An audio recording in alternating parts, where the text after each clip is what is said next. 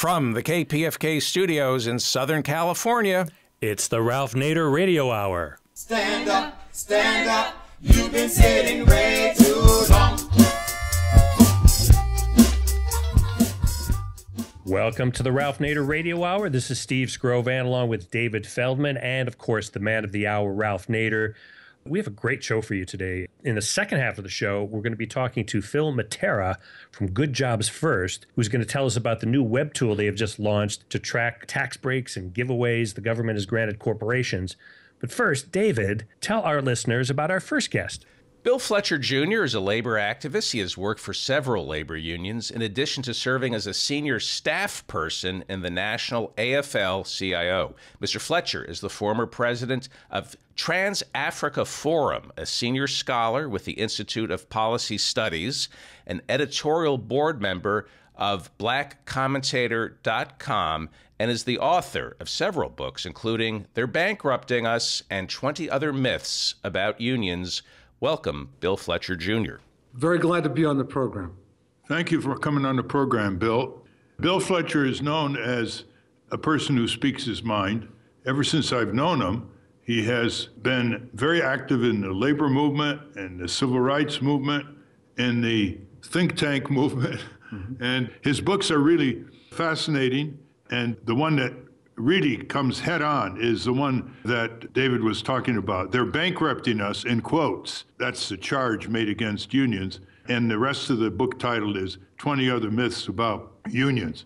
Bill, I want to talk to you very candidly about the state of black politics, because I've been in Washington for many years. And I remember when I was a law student at Harvard Law School, and we were fighting the early civil rights efforts. I was having lunch in a cafeteria on Harvard Square with three of my classmates, and one of them said, you know, imagine what this country would be like if Congress had a lot of black politicians in key places, and if we had a black president. And we all said, well, that's never gonna happen. But if it ever did happen, it would really transform things. Now, I've been a little disappointed with the Black Caucus, the Black Congressional Caucus, which has almost 50 senior members of the House. Many of them are senior. In fact, when the Democrats controlled the House, they were the chair of the House Ways and Means Committee, the House Judiciary Committee, John Conyers. You know, they're still senior, they're still influential. They come from safe districts, but they're nowhere near as progressive.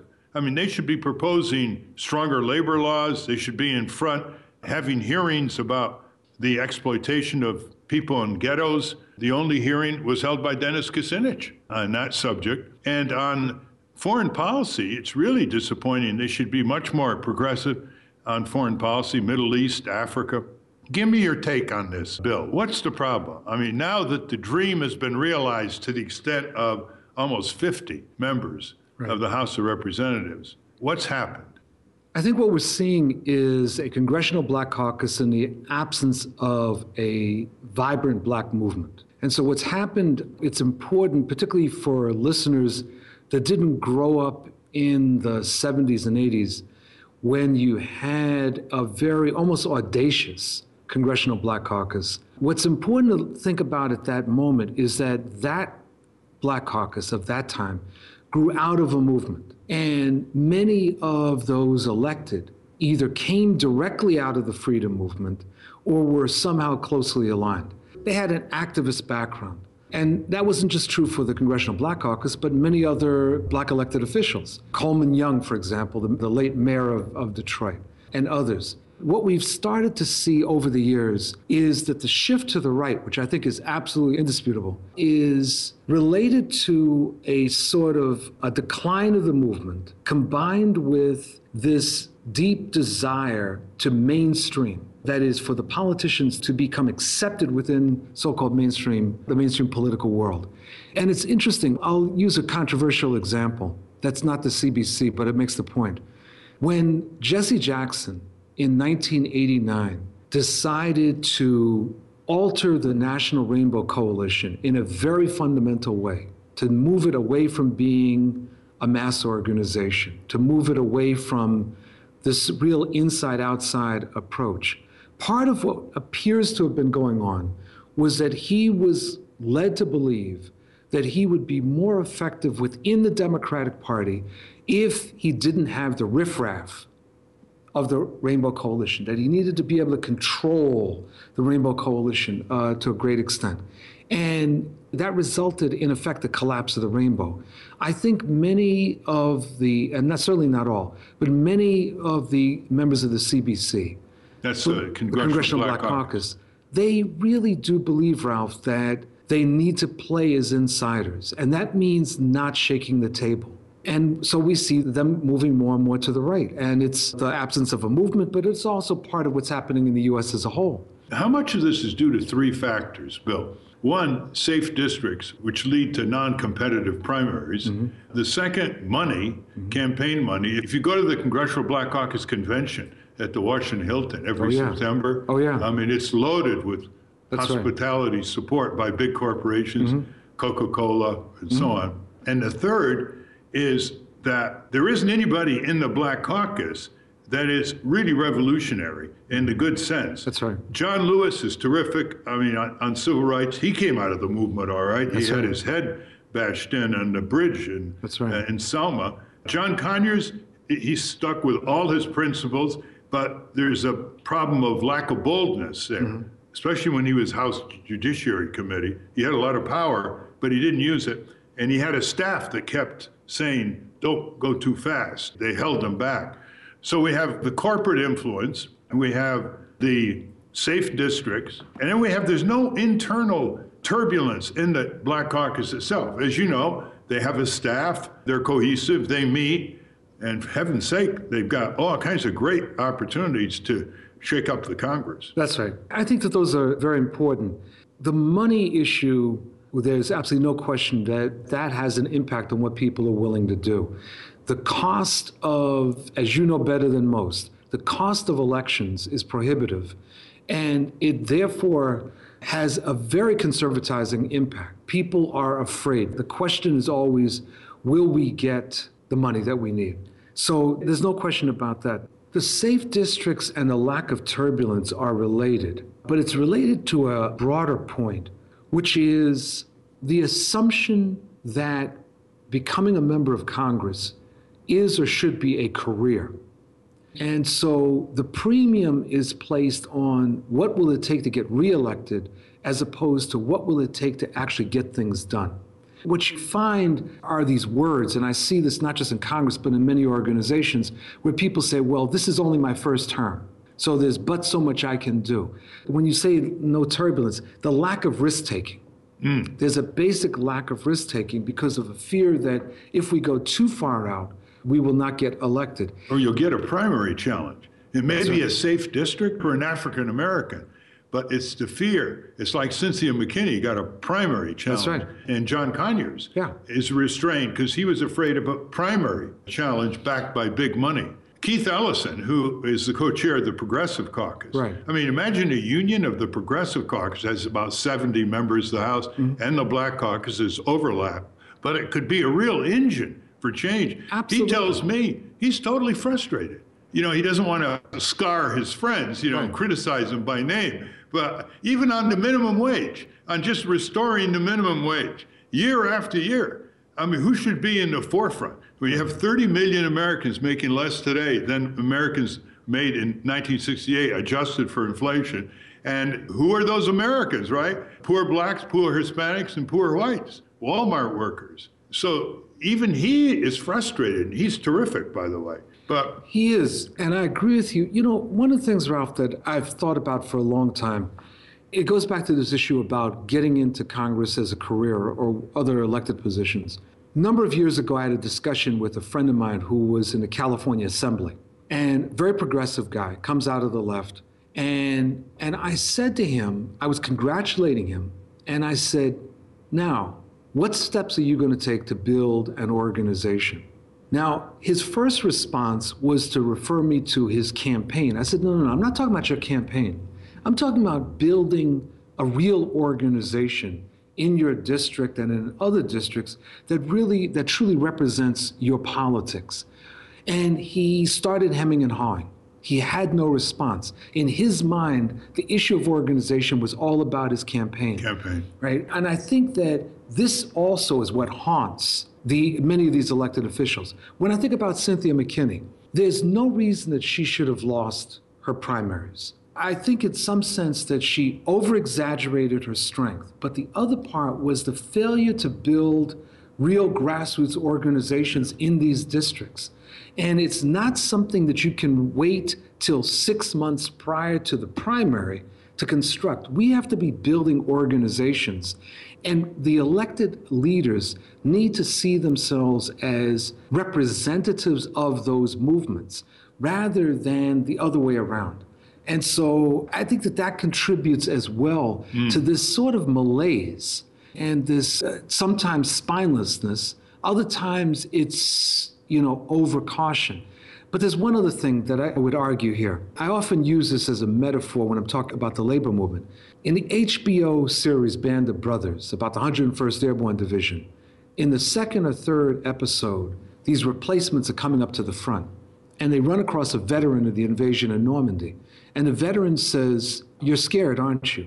And they said, "Yes." And he said, "That's because you don't realize you're already dead." And they looked at him and he said, "Once you realize you're already dead, you can then fight the Germans. As long as you think you're alive, you're not going to be able to do it." Now, when I heard that, I said, oh my God, is he talking about kamikazes? But no, he was making a point that I think is really fundamental, that when people are primarily aimed at protecting themselves or their institutions, becomes very hard to fight. When we have these elected officials, whether it's the president or members of Congress, that are primarily thinking about how do I preserve myself for the next term, it becomes very hard to fight in this term. That's right. That's actually the way I see it. They're introverted and they flatter the people back home, but they don't organize them. Exactly. And ever since I've known you, because I always say we should have Congress watchdogs. That's right. Back home. That is the key to everything. And all you need is 1% of the people in every congressional district. Imagine if you had 6,000 organized people in every congressional district representing agendas that are majoritarian supported, like minimum wage, like full Medicare for all, like averting the empire and fairer taxes. It would be decisive on all members of Congress. That's almost. right. Because there's nothing out there.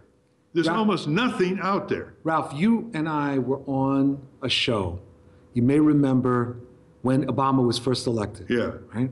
Election Eve. Election Eve. And you raised something just like that. And ever since then, I have been very interested in seeing such a thing come together. That's precisely what we need in all of these congressional districts. And it's the absence of that contributes to this flabbiness, let's say, even among some of our friends. The other thing, let's put it like this. Some people stay on too long and they're not paying attention to training their successors. And instead, they become a roadblock. And then what happens is that it becomes a test of loyalty, that you can't criticize these individuals anymore because that's somehow disloyal. And that, when you were saying before about lack of turbulence, that's exactly right. That if you even have some minor differences with some people, it's viewed as somehow fundamentally disloyal. Yeah, not part of the club. That's right.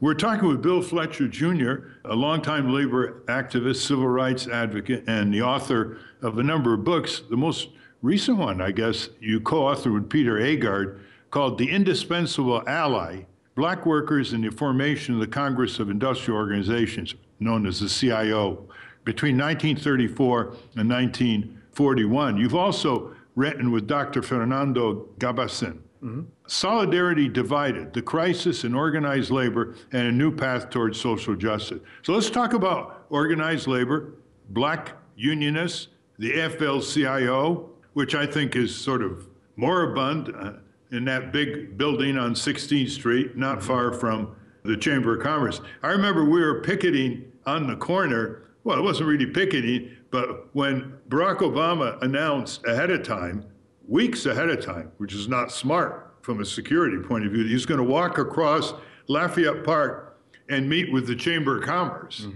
We were on the corner saying, why don't you go around the corner and also meet with the representative of 13 million workers? That's or right. So. And he didn't do that, of course. He waved to us. But it wasn't just his problem. Where was Richard Trumka, the head of the AFL-CIO? He came up the right way as a coal mine lawyer, headed the United Mine Workers, vice president of the AFL-CIO. Now he's the president, okay? So he came out of a movement. Mm-hmm. And how could he be told that the president's going to walk across Lafayette Square and pay homage to his political adversaries who rip into him every day, the Chamber of Commerce rip into Obama, and not demand equal time? And that's just an example of how subordinate the AFL-CIO and unions are to the Democrats, because the Democrats know that the unionists have nowhere to go. They're not going to go to the Republicans. They're not going to go for the Green Party. What's your view on all this, Bill? You've been in the inside here, I certainly as well have. as on the outside. Well, this is complicated. Some of it is painful. This is what I would say. That, first of all, I have great respect for Richard Trumka. I like him. But let's take him out of the equation for a second and just talk about the labor movement. The organized labor has had great difficulty accepting the circumstances that contributed to its decline. There has been tremendous denial of the fact that this is a movement that is far weaker, carries far less sway than it did 20, 30, 40 years ago. And what has increasingly happened is a hope that through political action, political mobilization, specifically endorsing candidates, that the atmosphere can be changed in such a way to increase the ability to grow. Yes.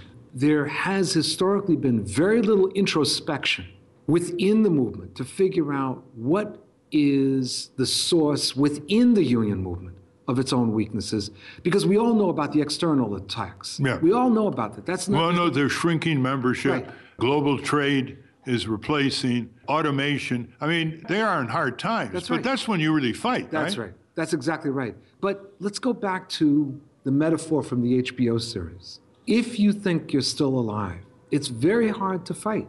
You know, when you have in many of these organizations a major investment around, we've got to keep the institution afloat. There is a fear of risk-taking. When you talked about Obama crossing the street and going to the Chamber of Commerce, what most union leaders refuse to do is to basically say to the White House, the hell with you. Really, the hell with you. It's like, if you're going to treat us this way, the hell with you. And without us, you couldn't be in the White House. That's precisely right. And there was a situation that happened in 2009 during the debate around healthcare reform. And within the union movement, there were a significant number of single-payer supporters. And the White House communicated to the union movement that if people didn't shut up, that they would be excluded from further discussions. Now, there is a theory that exists within parts of the union movement that goes like this, and I've heard it from a leader, which is that it is better to be at the table and get nothing than to be excluded from the room entirely. And that's one way to get nothing. That's one way to get nothing. And so to me, when I heard that the White House was telling people to shut up, my attitude was, then you should tell the White House, to hell with you, right? If you think that this is going to go anywhere by dissing us, the hell with you. My guess is that all of a sudden the White House would have appeared and would have come talking to the unions in a different way. Of course, because they need them. They do, but there's tremendous fear within the union movement at many different levels of being excluded. I saw this during the Clinton era, where leaders gave more time and attention to visiting Clinton or having Clinton visit them than they paid to actually getting the real results. So what we have to begin with is an acceptance of a very fundamental thing. We are facing what I like to call the final offensive by capital. They have concluded, it was made very clear in 2011 by Scott Walker in Wisconsin. They made it very clear that they believe that they can annihilate us, that that's their objective. They're not looking to weaken us. No, They're you looking mean to take the us out. unions, the trade right. unions. Yeah. Exactly. They're not looking to That's weaken right. unions. Yeah. They're looking to destroy them. And when you're in that situation, that's when you have to go for broke. It's not a time to try to figure out how can we retreat quietly or whatever. This is a time of regrouping and developing a theory of the counteroffensive. And that's not what I hear coming out of most of the union movement. And what I thought was a low point was when you had those great demonstrations in Madison, Wisconsin, and one was coming up that was going to be 100,000 people surrounding the state capitol when Scott Walker was going after the public employee unions. The AFL-CIO of Wisconsin asked Joe Biden, vice president, to go and address them. And he wanted to, because he likes to say he's a unionist. And he had to clear it with the political operatives in the White House, and they said no. Right. I mean, can you imagine George W. Bush saying to Dick Cheney, you're not going to go to a rally of Tea Partiers or right-wingers? I know. See, that's how bad it is. And that's why I want to move in the time we have available to black corporatists, so-called conservative blacks. Yes. You know, you read this review of two black corporatist books in the New York Times, and I've noticed increasingly that people like Cornel West and Jesse Jackson and you get on less and less national TV and radio, including PBS and public radio, and increasingly these fellows like Jason Reed of the Wall Street Journal, African-American, who's just put out one of the books that was reviewed called Please Stop Helping Us.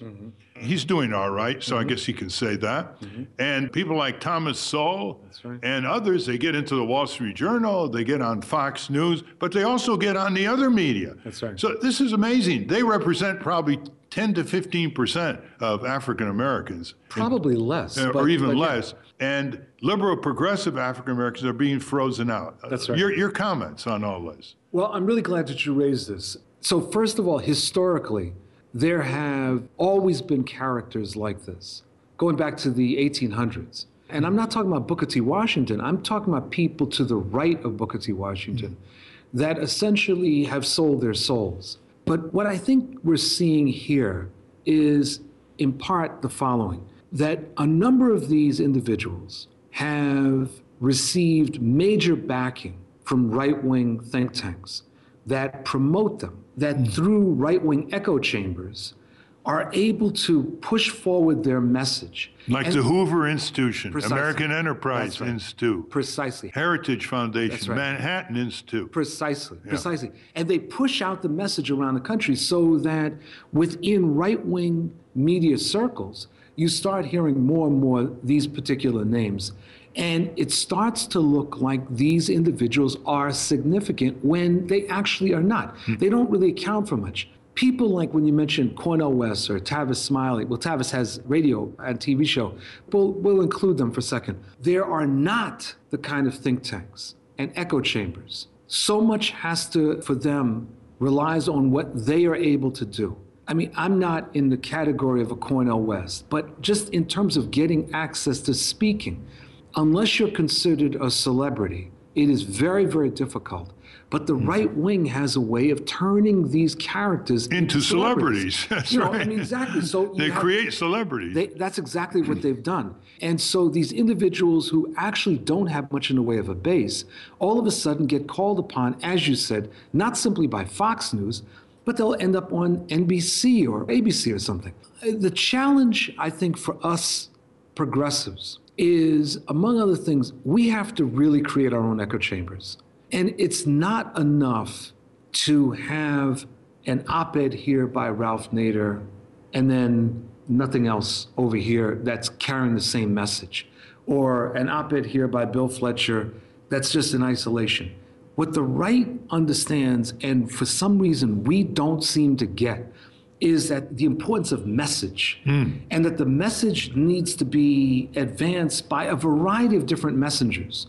It's not just simply looking for a savior or, one great leader, but it's getting those messages out, and through those messages also promoting many of these leaders that otherwise don't get attention. That's right. And the progressive agenda has been worked out very well. Precisely. Whether it's housing, whether it's credit, whether it's transportation, whether it's minimum wage, whether it's taxes, it's been worked out. Right. And I maintain it's a majoritarian agenda. It is. Overwhelming. I mean, it's 70 to 80% coming in for restoring the minimum wage, for example. That's a lot of conservative workers in Walmart and McDonald's who want it.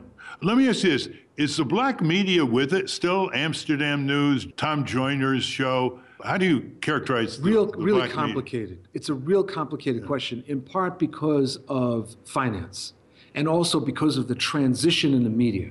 The African American media for years was newspapers and radio stations. And, a couple of magazines like Ebony, but it was mainly newspapers and radio stations. With the transformation in the media and the growth of social media, many of those newspapers, some of which had really great columns and actually still do, they've been in this competition to stay relevant. That's been a real problem. We have certain online publications like Black Commentator, with which I'm associated. But one of the challenges that all online publications are facing is funding. That no one has, at least to my knowledge, developed a good funding formula for online. And so you see regularly the development of publications and then their disappearance. There are major publications or online publications that are associated with NBC or whatever else, but they're not independent vehicles. So there is a fight in some ways to reinvent the black media, I would say. The National Newspaper Publishers Association, which is a syndicate of black newspapers, is trying desperately to become a 21st century vehicle. I don't know how it's ultimately going to play out. And one of the things you mentioned Tom Joyner, many of these stations, they have to get corporate support in order to stay alive. So the Tom Joyner Show for years has had the support of Walmart.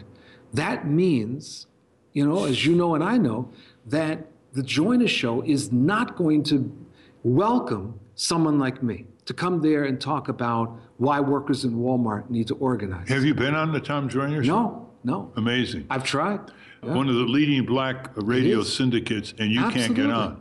Absolutely. Yeah. Well, how about two bright lights? There's now a left-right alliance for prison reform and juvenile justice. That's Even Newt Gingrich and Grover Norquist say, look, hundreds of thousands of people who shouldn't be in jail, nonviolent, long-term possessing drugs, is costing the taxpayer a lot of money. That's right. We got to get them out of there.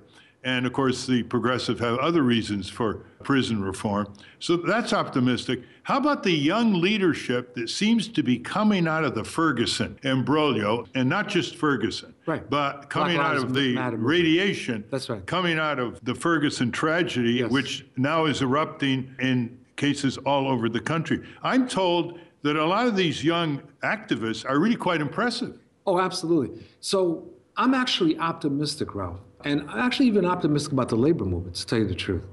But one of the things out of what you were describing, which is known as the Black Lives Matter movement, is that, yes, there's a whole new echelon of leaders that have emerged. And they are younger, they are very audacious, they are, to a great extent, inexperienced, but they're learning quickly. And one of the things that I think for those of us that are older and more veteran, so to speak, is that we need to engage in a real dialogue with them. I feel like we have something to offer and they have something to offer. One of the challenges for the Black Lives Matter movement, as it was, I would say, for the Occupy movement, is that there's not enough thinking about strategy, that is, fighting for power.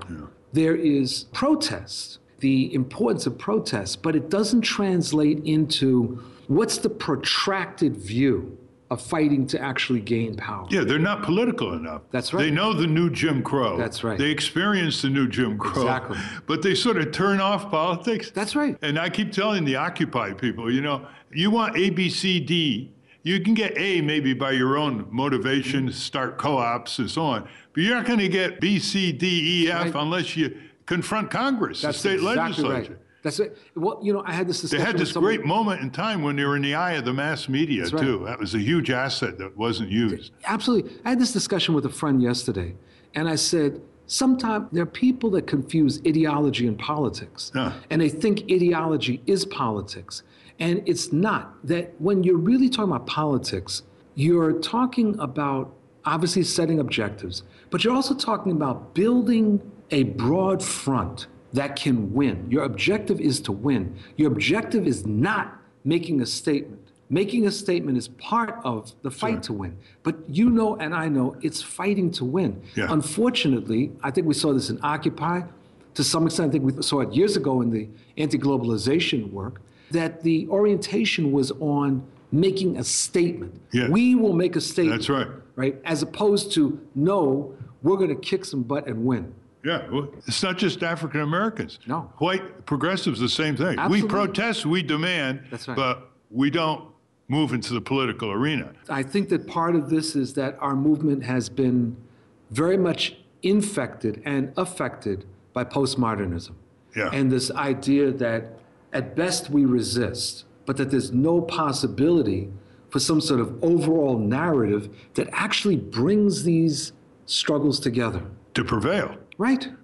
Listen, before we conclude, why don't you give our listeners your contact information? Sure. How do you reach Bill Fletcher Jr.? He wants to help organize you in congressional districts, and give him every contact now. Absolutely. So I have a website, which is billfletcherjr.com. All one word, billfletcherjr.com. And my email address, so you have it, please feel free to reach me at billfletcherjr@gmail.com. Those are the best ways to reach me. And one of the things that anyone knows that knows me is that I'm fanatical about responding to phone calls and emails. Bravo. That makes you a rare individual. Thank you very much, Bill Fletcher Jr. Thank you very much. Okay, good. Okay, take care. We've been talking to Bill Fletcher Jr., labor activist and author of They're Bankrupting Us and 20 Other Myths About Unions. When we come back, we're going to talk to Phil Mattera of Good Jobs First. You're listening to the Ralph Nader Radio Hour. Back after this. Stand up. Oh, step up. Rise up. From Pacifica, you're listening to the Ralph Nader Radio Hour, www.nader.org.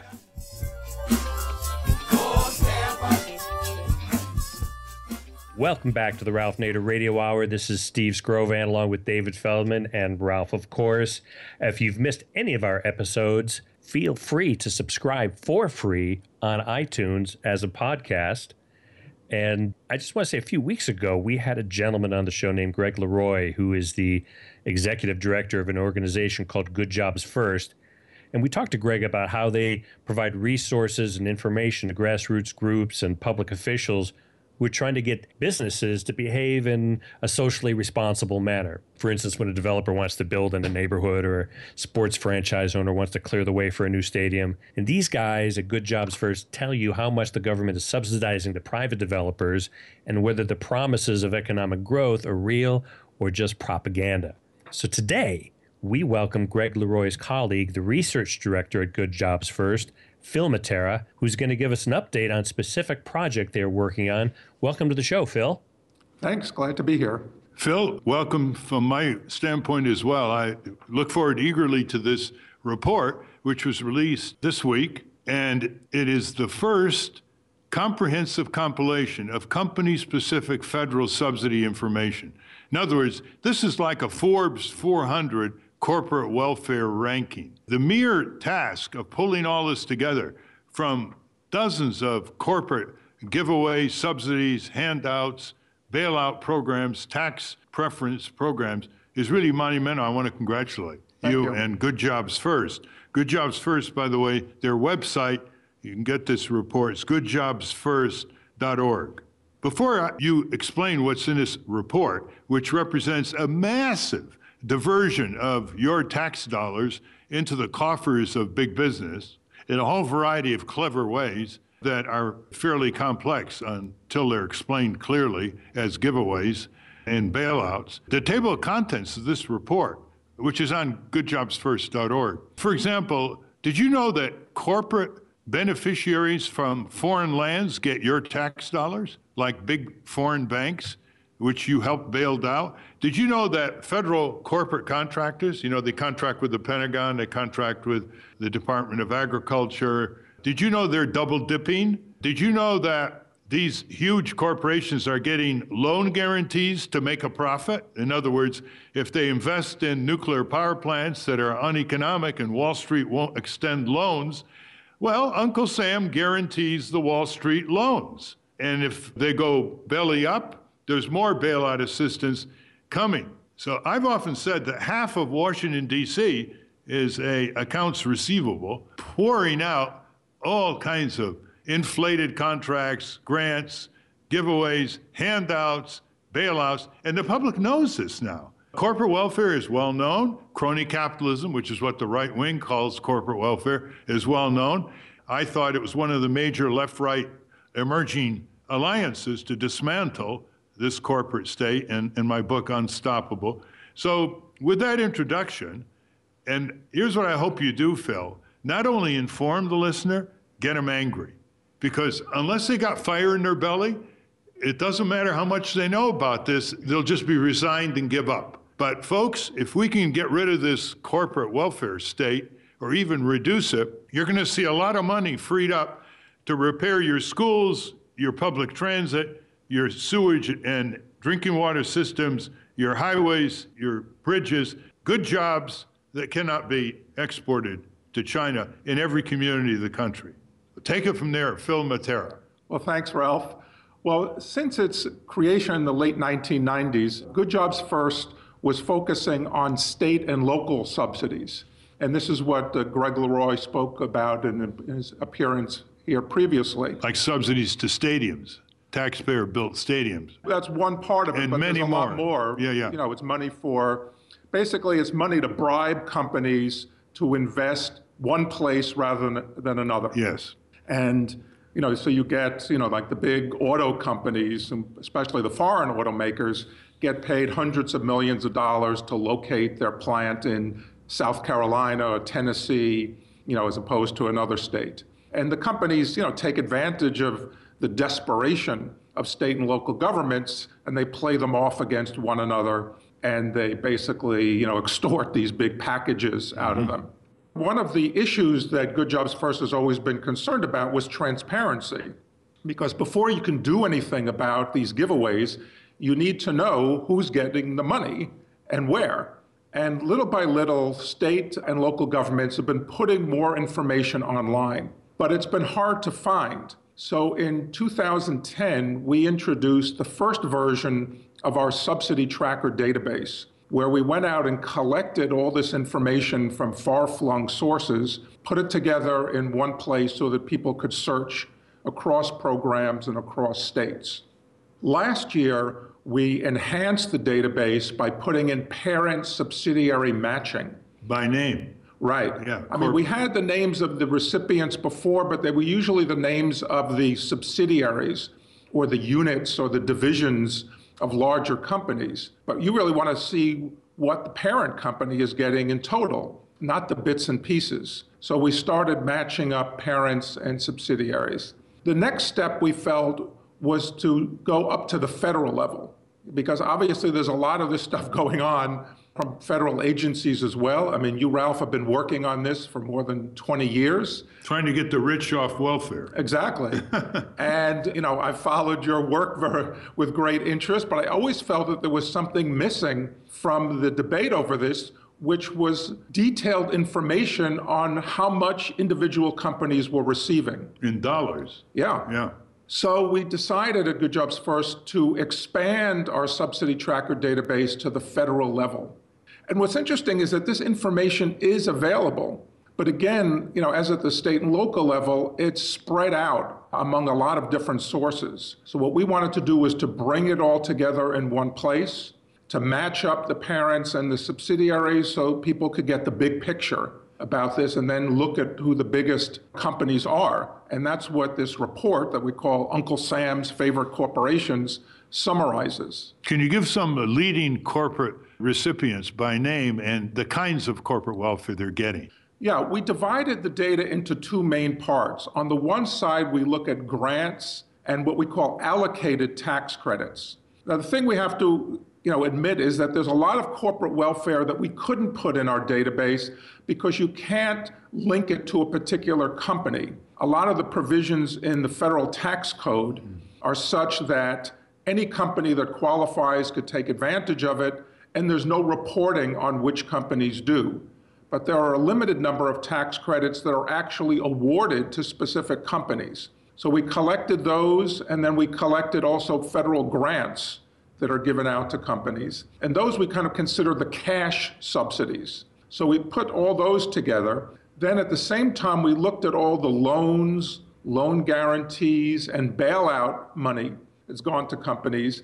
We treated that separately because the numbers that are available are really kind of the principal of the loans, not the actual subsidy value. And if a company got a $1 billion loan and repaid it, it's a little tricky to say what was the value of the subsidy. Meaning the loan guarantee to the bank by Uncle Sam. Yeah. Yeah, well, we're also talking about money that comes out of the Treasury and goes to companies. Yeah. That's obviously what happened during the TARP bailout and then a lot of the Federal Reserve programs. But the trick was, well, if they got a $1 billion loan from the Treasury and then repaid it, did they get a $1 billion subsidy or was it something else? We decided to avoid the question of exactly how much that was worth by putting all of those awards in a separate category and totaling up them separately. So all of our results are in these two pools. On the one side, on the federal grant side, we gathered data totaling $68 billion going back to fiscal year 2000. And we were surprised that the biggest recipient of these cumulative grants and allocated tax credits turned out to be a Spanish company, Iberdrola, a Spanish energy company, which is invested heavily in wind farms in the United States. Now, people may think that wind farms are a good thing or not, but the fact is that these facilities have been heavily subsidized by the federal government, particularly since the Recovery Act in 2009. And Iberdrola has made very extensive use of these subsidies. They end up on the very top of the list, along with a number of other U.S. and other foreign energy companies. There's no distinction between foreign companies and U.S. in terms of who gets preferred? No, if they have a facility in the U.S., because these foreign companies are getting the subsidies not for their foreign facilities, but it's because they've bought wind farms or other operations in the U.S. So the subsidy is going to the facility, and we're matching the facility to the foreign parent. So we attribute these amounts to the foreign parent. So you have a lot of these energy companies on the top, but then you also have companies like General Electric. People won't be surprised to hear that they're very high up there with the grants, over $800 million since 2000. Now, on the loan and the loan guarantee side, the numbers are even more eye-popping, particularly because of these programs that the Federal Reserve instituted when the financial system was melting down. In 2008, 2009. Exactly, yeah. I mean, people know about the TARP, the Toxic Assets Relief Program, but people are not as familiar with these programs that the Fed instituted where they gave out massive sums of money, basically trillions of dollars. They bought up toxic securities from companies, they extended loans, and the Fed was pressured eventually to reveal which banks and other financial companies received this assistance. And we collected those lists, put it into our database, matched it up against the parents, and the cumulative numbers are amazing. Bank of America is at the top of the list with more than $3 trillion. That's trillion with a T. Oh my God. Now, a lot of this money has been repaid, and some of it was short-term, rollover loans. So you might want to argue about that exact number, but it was clear that, the banks got huge amounts. There were several other banks, Citigroup, Morgan Stanley, JP Morgan Chase also got over $1 trillion each. Did any community bank credit unions get any of this? Very far down on the list. Even relatively? Well, in the TARP program, a lot of smaller banks did get modest amounts of assistance. But in this program, this program was mainly for the big boys. Yeah. And too big to fail. Yeah. Yeah. And basically it's only a dozen big banks got about 80% of this Federal Reserve rescue money. And they also include some foreign banks like Barclays and Credit Suisse. Some of these banks, both the US and the foreign banks, would later end up embroiled in these big legal controversies because of investor deception, manipulation of interest rates, manipulation of currency markets, abetting tax evasion, a violation of sanctions, and all kinds of things. And these are the companies that money laundering. Exactly. These are the companies that the federal government went all out to save, and then it later turned out that they're basically corrupt. So that's raises some interesting questions. One section in your report, which folks you can get by going to goodjobsfirst.org, the entire report is called Uncle Sam's Favorite Corporations, Identifying the Large Companies That Dominate Federal Subsidies. Goodjobsfirst.org. Go for it. Talk about it. Send it to your local newspapers or TV or radio stations. Really get the neighborhood back there angry about this. You have a section called Subsidies to Corporate Tax Dodgers. Okay, so they're dodging their taxes.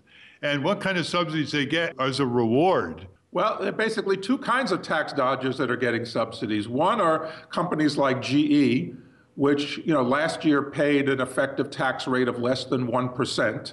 Less than 1%? Less than 1%. On U.S.-based profits? Right. And roughly how much was U.S.-based profits? I forget, it was tens of billions of dollars. So, GE gets subsidized, year in and year out from various federal agencies. But then also some companies that are dodging taxes by reincorporating offshore. These are the tax runaway companies. It's like in the Bahamas. Yeah. So companies like Eaton, which now claims to be an Irish company, but it's really based in Ohio. They've got, over $30 million in grants and, a bunch of money in loan guarantees from the Export-Import Bank.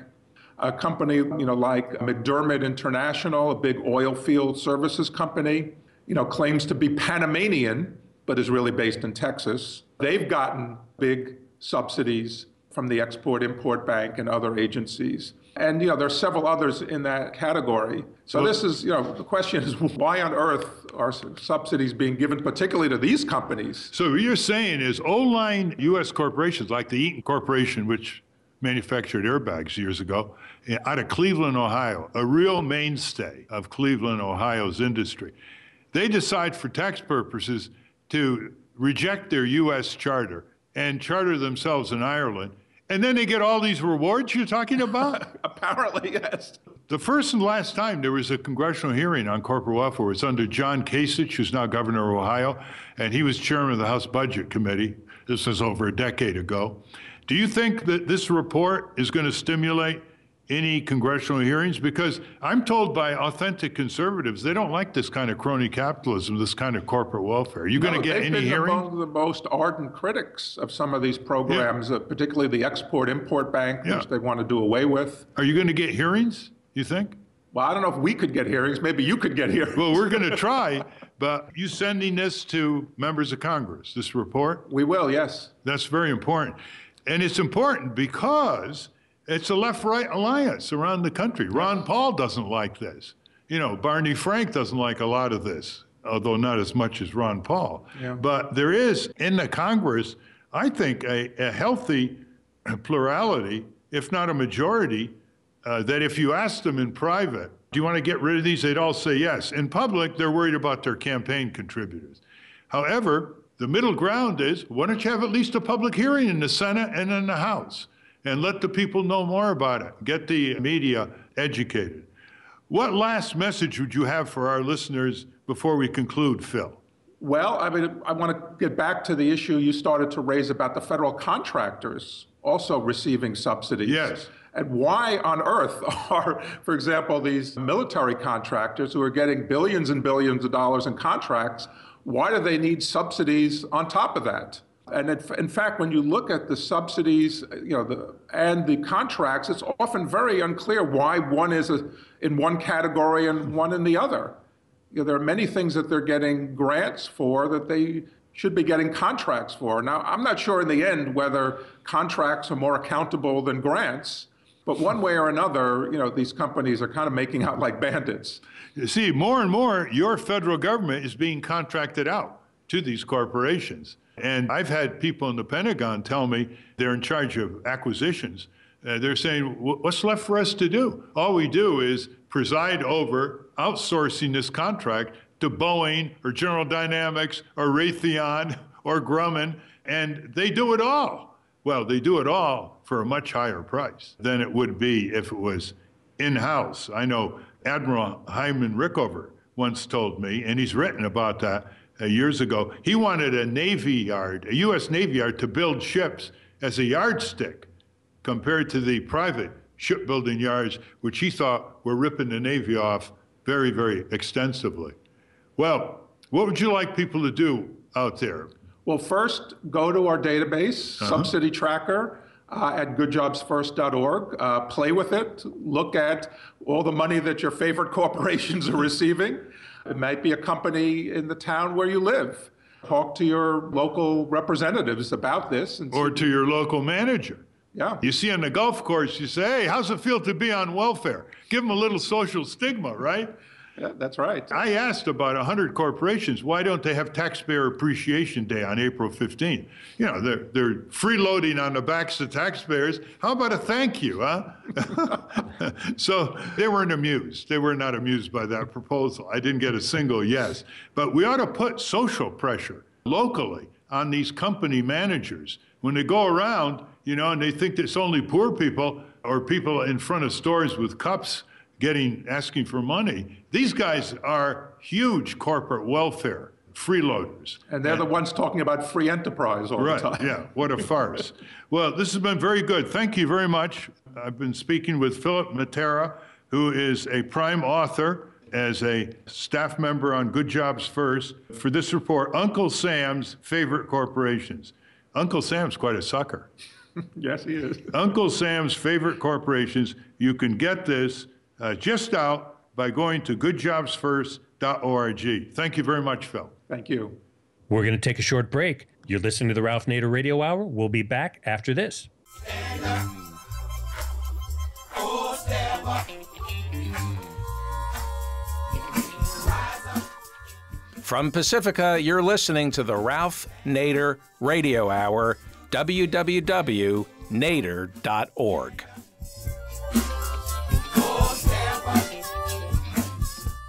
Welcome back to the Ralph Nader Radio Hour.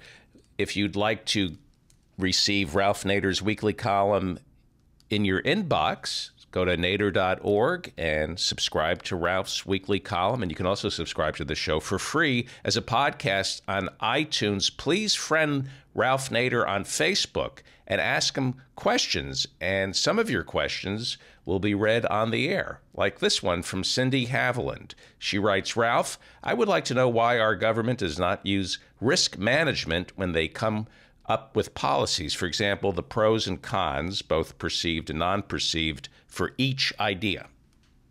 Well, there is obviously a drive by corporate lobbyists to put risk management on any safety or health regulation proposed by the government. It's called cost benefit.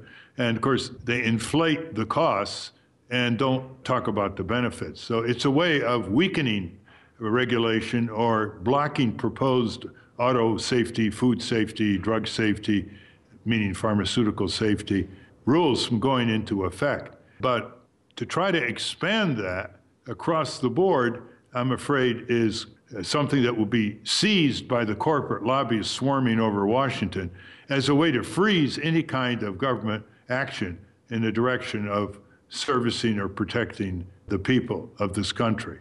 I think far better is to analyze the need for a regulation, like 100,000 people are dying every year from medical malpractice in hospitals, according to the Harvard School of Public Health. What do we need to do about it to get it down? And you can see that the action to get it down is much cheaper than the horrendous human and economic costs of 100,000 people dying from medical negligence in hospitals. Our next question, James Corbett asks, if the president can issue an executive order giving amnesty to millions of undocumented aliens, why can't he issue an executive order removing cannabis from controlled substance list or move it from Schedule 1 to Schedule 3 where Vicodin is listed? Or remove industrial hemp from the controlled substance list, which has nothing to do with getting high. It supports or can be used, industrial hemp, which is not marijuana.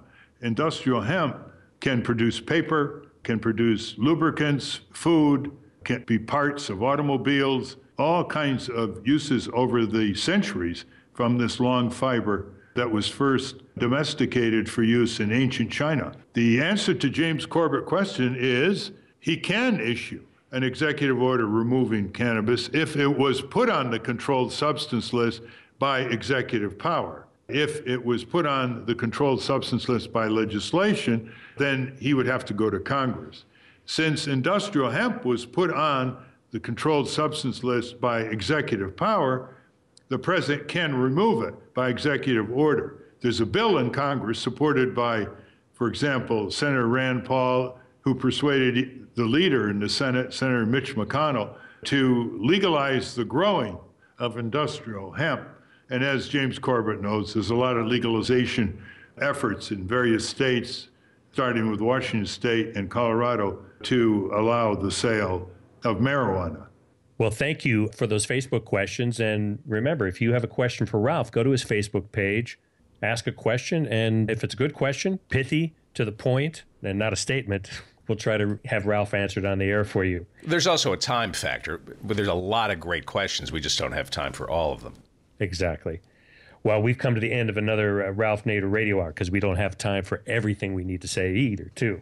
Thanks to our guests, labor activist and author Bill Fletcher Jr. and research director of Good Jobs First, Phil Mattera. On behalf of David Feldman and Ralph Nader, I'm Steve Scrovan. Join us again next week. And thank you very much, David and Steve. And for those listeners out there, join together to get the corporate rich off welfare. Stand up, you've been sitting way too long.